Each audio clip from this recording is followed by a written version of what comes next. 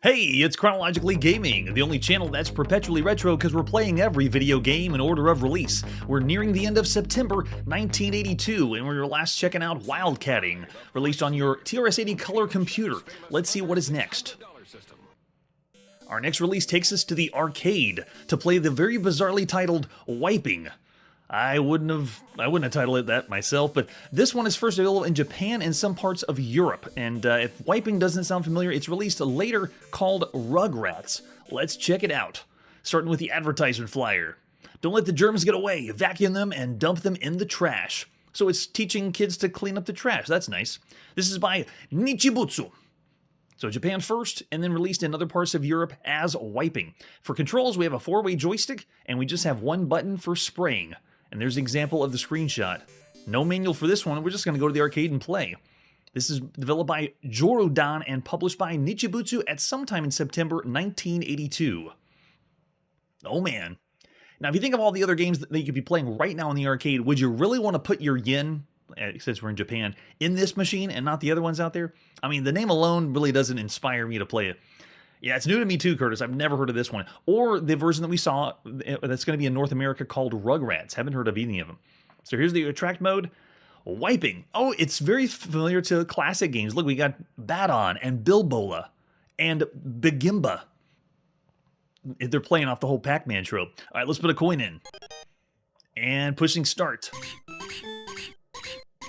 Nice.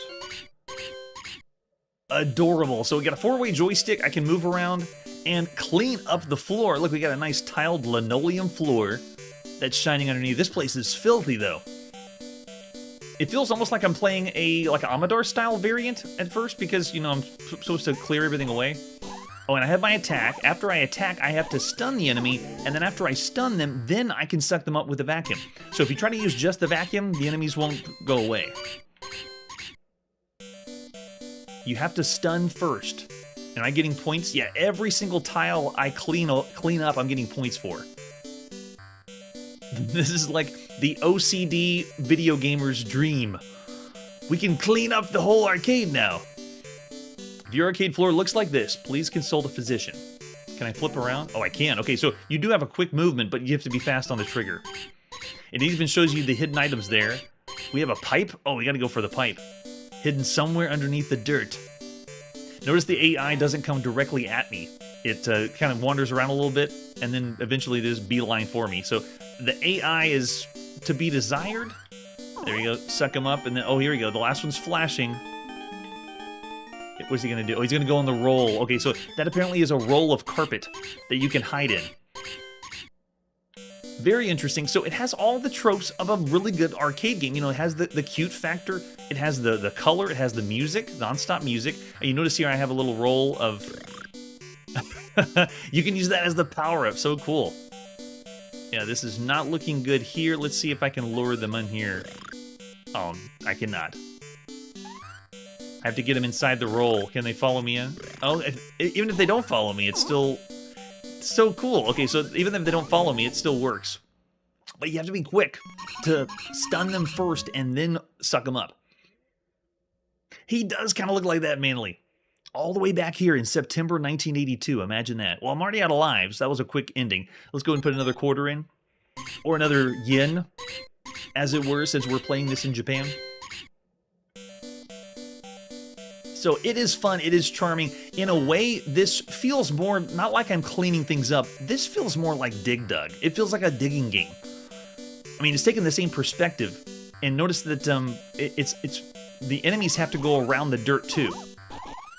So it feels more like that, even though I'm supposed to be cleaning things up. All right, let's see if you can wipe these guys away. Wait for it. Got him. And you defeat all the enemies, then you go to the next screen. So I'm guessing if you stay on the same screen, clean up as much as possible, you get more bonus points before moving on. And I can't go on the rug on the sides. Notice how it blocks me? I have to go through the rug this direction. Let's see if we can take him out. Nice, there we go. So yeah, never heard of this one. The gameplay is really familiar with all the other digging games so far. You know, Dig Dug, Robbie Roto, and Mr. Do is one of the bigger newest ones. But as far as your ability to play the gameplay and power-ups, it feels a little limited. Like it feels like there's something missing. It's like the poor man's version of Dig Dug, if that is way to explain it. Because essentially we're still playing the same fixed screen maze game. We're just, cleaning everything up. Yeah, I'm seeing a 3-star rating already for all the games you can play right now in the arcade. Well, honestly, if Dig Dug's already out there, I'd be playing that one. Of course, if Mr. Do's already out there by Universal, you'd be playing that one too. So I can see how this one was overlooked because even think of what came out in North America, like The Pit. That was a better one than this one. There you go. I'm seeing Obsidian throwing out 3 stars too of everything you can play right now. There you go. So a quick taste of what wiping was like. Of all the arcade games out there, this had to have been looked over. There's so many other good ones that we've played. I'd even play the grungy Adventures of Robbie Roto, because that was a little more fun than this one. So of all the games you can play right now in the arcade, I wouldn't call this so far down in the average range. I mean, because we haven't seen that many digging games out there, if you think of everything you can play in the arcades. So I'm still going to say 3.5 stars of everything so far. I mean, it's not up there in the range of, we gave Mr. Do 5 stars. It's exceptional. This is still fun. You'd have a good time, but your money would be better spent on another arcade cabinet. Yeah, I see some 3.5s and mostly 3s, still around the average range from the chat. All right, let's see what our next title is. We're now on the Commodore VIC-20. This is Word Invaders.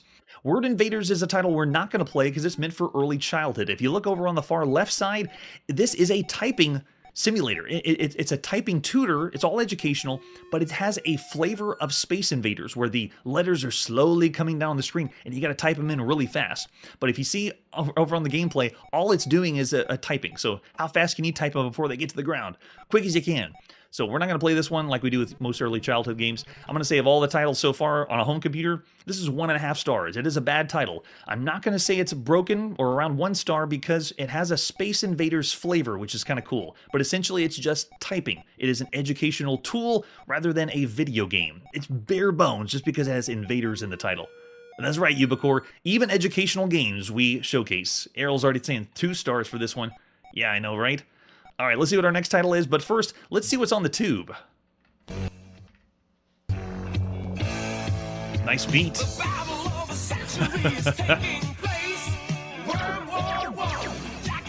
Worm War 1.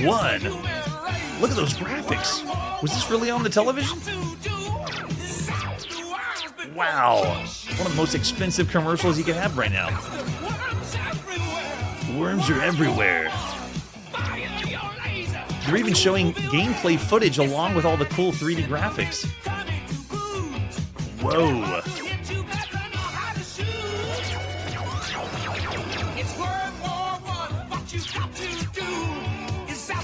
It's also one of the longest commercials. This couldn't have been the actual one you saw on television.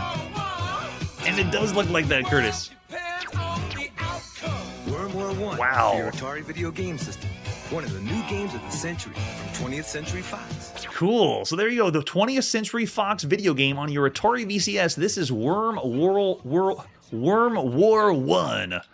After they said it about 40 times in the commercial. Let's take a look at the box. Wow, psychedelic. We got some worms invading on, looks like Japan. So move over, Godzilla. We got worms coming in. And we got to blow them away in our tank. This is another one that 20th Century Fox has used Serious Software to bring over. So this one means our total of Serious Software games is 31 games, counting Worm War 1. Games of the Century. Let's flip it over on the back. So this is another game that we're going to be seeing later on the Atari home computer after it was first released here on home consoles. And this one marks our 4th game that Fox Video Games, that's the actual publisher, that has made on the Atari VCS. Worm War 1 has begun. We have 1 and 2 players available, so it's a 2-player game. Let's check out the different game modes for this one and see what they got. What else do we have for artwork for Worm War 1? You gotta admit, though, that commercial was really, really catchy and really impressive for the time. Those kind of graphics for a commercial, unbelievable. Here's the ad to a scene in magazines. Fox Games will send you $3.50 if you go to the movies and play some games. And you can see some of the ones we've seen already. Fast Eddie, Deadly Duck, Beanie Bopper. We haven't seen Alien yet, or Turmoil yet. most likely by the end of the year. And then another one from my Serious Software showing off all the games because they're playing games and developing games for lots of platforms. Super fun. There's the cartridge we're going to pop into our Atari VCS, 1 or 2 players, 2-player cooperative or competitive. That's interesting. And 9 levels of play. I am intrigued. I know, it's 20th century. The future. So here's the manual for Worm War 1. Let's see how to play. I really dig the artwork, though. Nicely done, considering the other games we've seen by 20th century. They do really well with the box art. Shows us how to begin the game. Make sure the system's powered off. Put the cartridge in, then power on. Your objective as Master Tank Commander is to drive through the city of Teriyaki and blast away as many worms and blocks as possible without running out of fuel. Did you get all that? Possible stereotype there. Tilt your joystick to the left and right, pilot your tank back and forth across the screen, and then move forward and up to slow and speed up and slow down your tank. So it's not true tank controls. You're just honestly an auto scroller kind of thing. And then if you look over on the right side, this screen is showing everything that's going to be on the screen, like the worms. Materializing worm. If you play with 2 people, you can work together at the same time. That's so cool. So they have different options for single player, the obstacle course, the straightaway, and then invisible worms, which we've seen that trope on Atari VCS for a long time. But then you have 2-player cooperative options. You can play the same screen at the same time, which is still kind of a rarity to see. And then 2-player competitive option. You play, each tank has separate fuel and score tally, so you can compete against each other instead of fighting the worms together. And then we have difficulty switches that controls the worm movement. You can have random worm movement or fixed worm movement. And then fuel is essentially kind of like your timer. Each battle begins with 99 fuel units. You use fuel by moving forward or crashing into obstacle blocks. You can refuel driving through the Pagoda gas station. And the faster you drive, the more fuel you get. So you want to make sure you don't use up all your fuel. And then if you look at the bottom, we have the fuel chart showing us, it's going to be displayed at the top of the screen. And then since it's 1982, you got to know what the score is for Worm War 1. And they even have some hints. This has been a trope on the Atari VCS manual since the very beginning. And I love that all the other third-party publishers are starting to do this, giving you hints to play the game. Very fun. And then over here we have games coming out. Porky's is coming out soon. 9 to 5, Megaforce. Yeah, we haven't seen those yet. And then another one, Turmoil, which we should be seeing soon. Very well done manual. So this one was available in PAL regions as well as published by CCE. We're going to play the very first one. Here you go, by David Lubar, published by Serious Software at sometime in September 1982. Oh yeah, we're ready to play some Worm War. Now it begins in an attract mode like most Atari VCS games. It's auto-scrolling to the top. It kind of reminds me of the auto-scrolling that Journey has. It just keeps on going and going. So it's not where you're controlling the scroll. It's going to keep you going the entire time. All right, so let's just do game mode 1, and you can see, oh, they're showing off the 2-player mode too in the attract mode. Nice. That yellow building was one of the pagodas you can drive through. Wow. Fast-paced, intense action, though. Really, really cool. It does kind of look that way. Here we go. Let's push reset. Now, I didn't pick 2 players. Oh, I just blew up the pagoda. I just blew up the building for my fuel, which I think is the yellow one. Now, hold on. Let me switch this up. It should be on 2 players. I think it... Yeah, when switching it out, you can see this. I'm hitting the game select switch. There we go. We'll do game mode 1. Now hit reset. So that's curious. While I was in the attract mode, just waiting, it was automatically selecting different things. All right, can we go through this pagoda? Yeah. This means it's a title that allows you to shoot the fuel, and if you shoot the fuel, you can't move forward again. But bear in mind, we haven't seen the eponymous River raid yet, so it's not out yet. But this is another title that's going to do that, where you can move forward, but you have the ability to shoot your fuel. Oh my gosh, there's worms everywhere. Sound effects are really, really cool. And the use of color in this for a home console game is really, really nice. I'm controlling a tank at the bottom, but I don't really feel like a tank. It feels more like just a shooter. Oh, I can blow the walls away? Sweet. You can see at the very top, the 84, 83 is my fuel. So I need to get one of those pagodas and drive through it. But you gotta admit, though, this is awesome. Okay, so let's not blow this one up. Let's drive through it. There we go. Get the fuel up. And then keep going. Oh, yeah, this is awesome. It's trippy, colorful, fast-paced. It honestly feels like this is a little more advanced than the games we've seen on the VCS. Just by a little bit, but in a way, it still feels kind of like Beanie Bopper, and a little bit, which we've already seen by Fox Video Games, and then a little bit like Journey Escape, you know, because moving forward. And then we get to the end, blow up all the worms, nice. I know, it does feel like it's Proto River Raid. There it is, got it. Yep, make sure you pick up the fuel, and then I'm going to go through this one too. Drive through. Now, the other thing that drives this a little bit higher, considering the other games you can play on home consoles, is the game modes. Being able to play 2-player competitive and 2-player cooperative is a big plus. They were demonstrating in the attract mode, and that would be a big reason to play. You and a friend can play together? It's fantastic.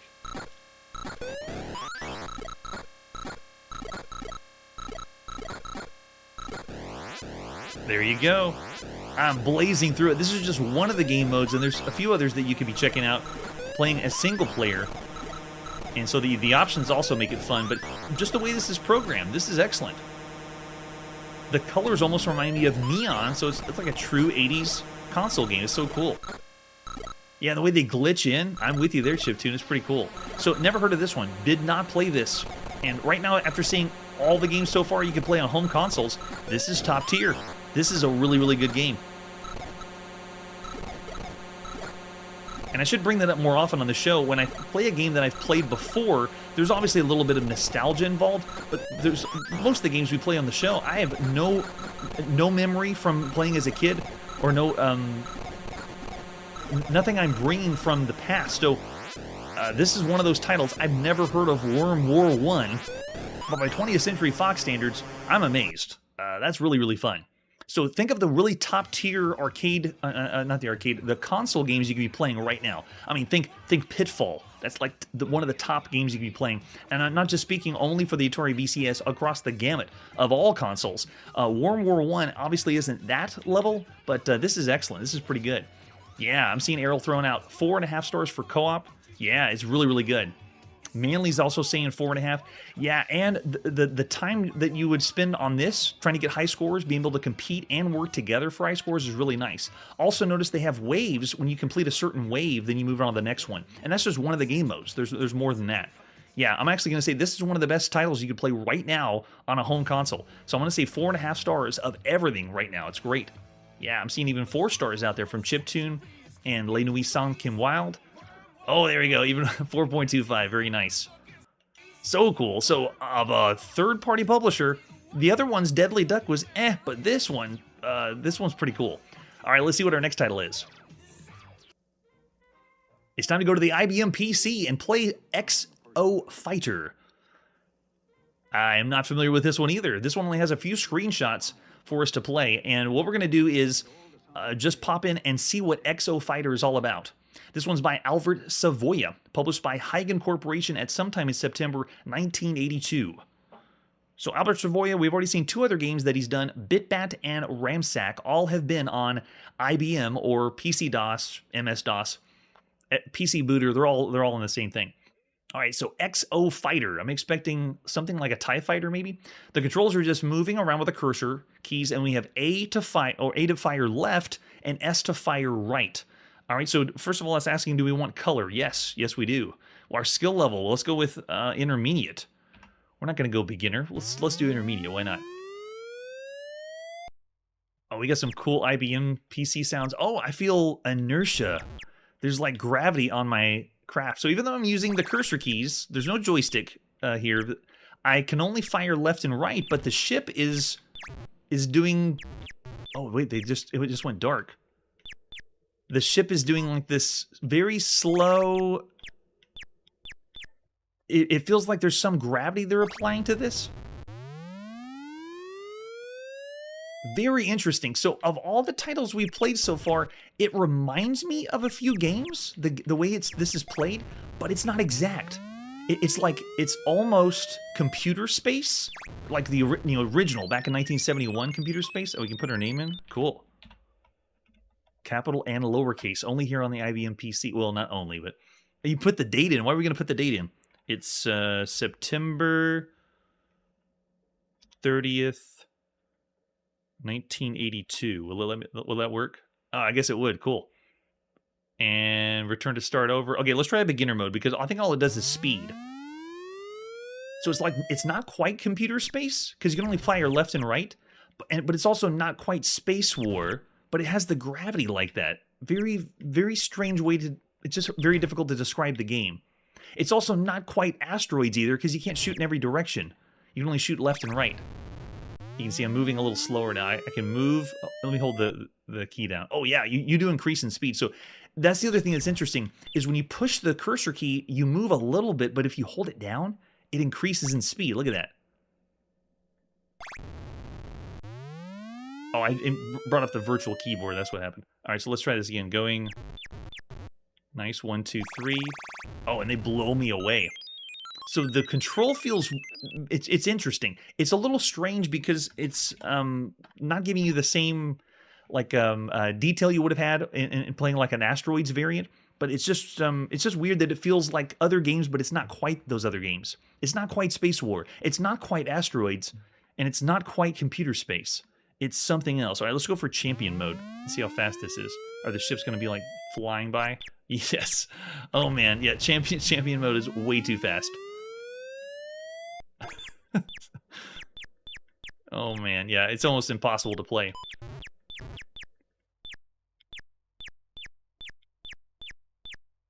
So it's a one-player only game, and for a computer game, I'm intrigued. For all of the titles so far, since it's not playing exactly like anything else, I like that I can't completely classify it as, oh, it's just another variant of Asteroids or another variant of something else. I know, right? I thought it would be text-only too. Ubiquore's already thrown out 3.5 stars, an above-average title for every game you could play right now on a home computer. I wouldn't be as generous because it does have a little quirkiness to it. Because you are only using keyboard. There isn't controls for your for a joystick. So I'm gonna say of all the titles so far, it's around the average range though. It's fun and it's interesting because you have the different control scheme. Yeah. Oh, that's true. Yeah, 3 for DOS and then mediocre. And then I see a 4-star from Jimmy. Everything so far. Ariel saying 3-ish. I say around average. So this one's a 3-star game if you think of everything you can play right now on a home computer. Because of the inertia, because it's not using the cursor keys, there's some nuance to it. It's not just very relative. It's pretty cool how they did it. I like it. Oh, and I love the IBM PC speaker too. It sounds really nice. All right, let's see what our next title is.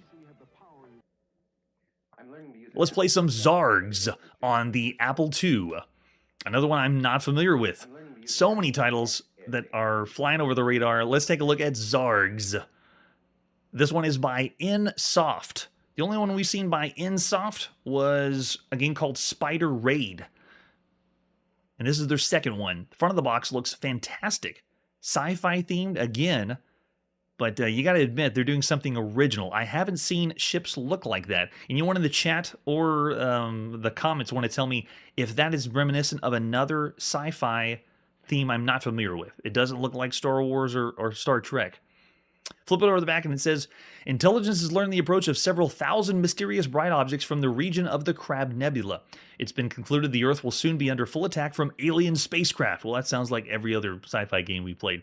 The only hope is to complete and arm the top-secret Zargs spaceships, military weapons superships constructed just inside the orbit of the Great Asteroid Belt.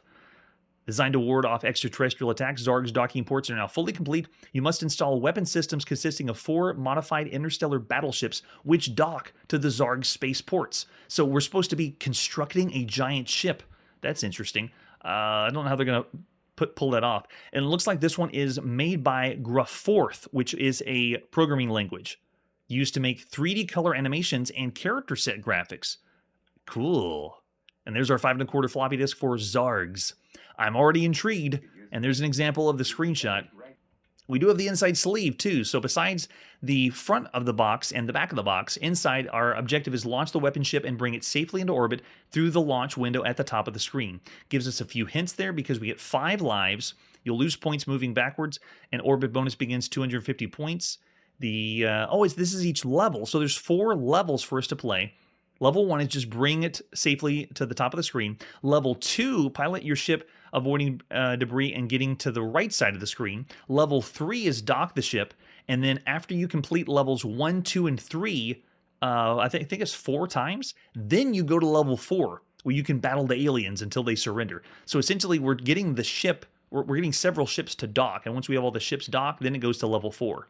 It gives us a few hints here, very nice. And then our keyboard controls, and I think they're going to show this on the screen. So the other title by Insoft was a little different, like weird, but this one actually sounds like it might work.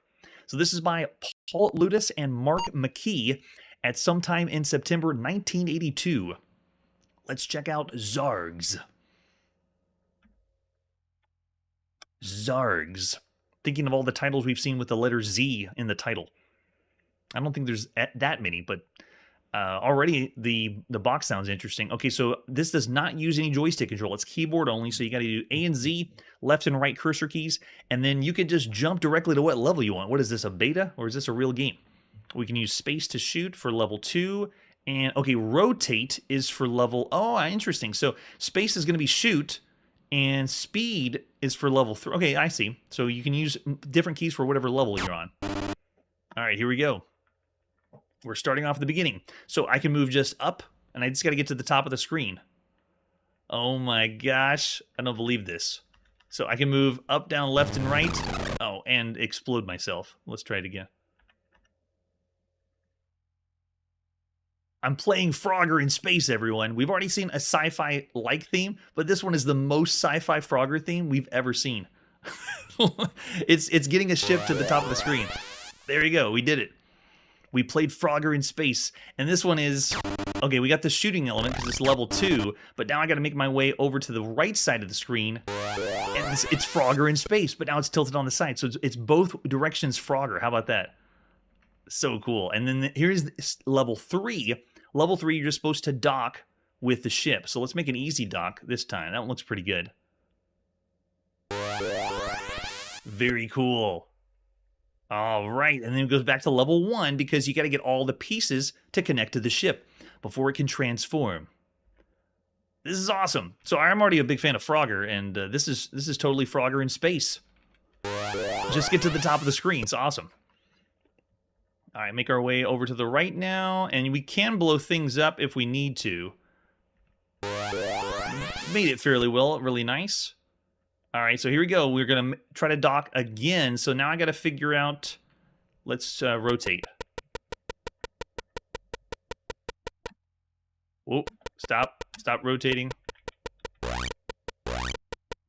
Nope, don't move yet. Oh, I don't have to turn the rotate off. Is it enter? Oh, gosh, something just shot me in the face so I couldn't even dock. So you got to get all sections, all 4 of them, docked on the spacecraft. Why didn't they do that ahead of time?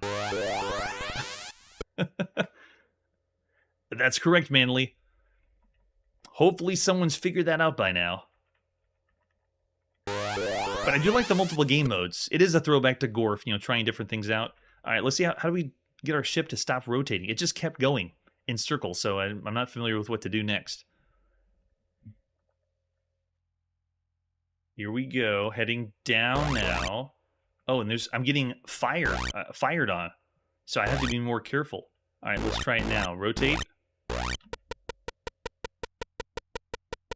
Oh, you are controlling the rotate? Oh, I see. Okay, so you tap it once and it rotates about 45 degrees. Okay, so now I can rotate again. And rotate. Oh, but if you rotate into it, then you smash it. Okay, so I understand how it works. Then, when you get all 4 pieces and you assemble it, then you go to level 4. And level 4 looks like this. All the pieces are assembled. And now you're essentially going to be... Look at the animation. Wow. It's transforming. Oh, that's pretty cool. Really slow frame rate, but oh, you got to admit. There you go. And then we play a Space Zap variant. So the whole game is essentially assembling Space Zap. Oh man, yeah, it's frantic. Firepower is awesome. And I mean, you gotta admit, the genre-bending experience of Zargs is really cool. Oh, they blew us up. Wow, game over screens even better than the game itself. You got a wireframe ship that's flying away. That's Griforth right there. All right, so there you go. The full game, all 4 levels. You kind of see how it works, and then after you play long enough, then you repeat ad nauseum, you know, going for the score attack. So Zargs, I'm impressed. Of all the games you can play right now, mixing genres together like that is pretty cool. Yeah. Space Zap and Frogger. I see Errol throwing out 4 stars over the computer games so far. Chiptune is just barely on 4 stars. This is excellent. Of all the games you can play right now on a home computer, mixing these things together, not just having different levels, but mixing these together is really cool. Yeah, I see Jimmy throwing out 4, Brian saying 4. I'm going to actually say 4 stars. Of all the games you can play right now, if you're going to add a Frogger element and tilt it on that side, do a side Frogger, and then do a Space Zap, and then mix them all together, it's fantastic. Really, really fun. Curtis saying 3.5, Manly 3.5, and then Scruffy saying 4.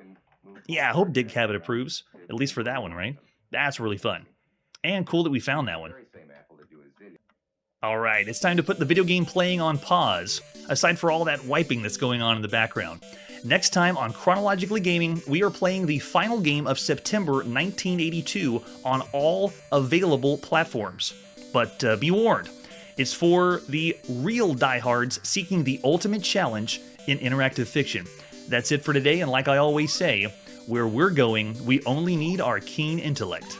Hey everybody, thanks for checking out the channel and joining me on my quest to play every single video game in order of release. We'll be streaming live every weekday at 9 p.m. Central, so join us and let us know if we missed any games along the way. This video would not be possible without Launchbox, RetroArch, and MAME. Tell all your friends there's some crazy guy named Chronologically Gaming trying to play every single video game. We have links down below that'll send you to places like our Discord and Patreon, and one that says all the video games we've ever played. If you go there, it's a list of everything, and you can click right to the game you want to see. Chronologically Gaming is the name to look for. We are Perpetually Retro, and we will catch you next time.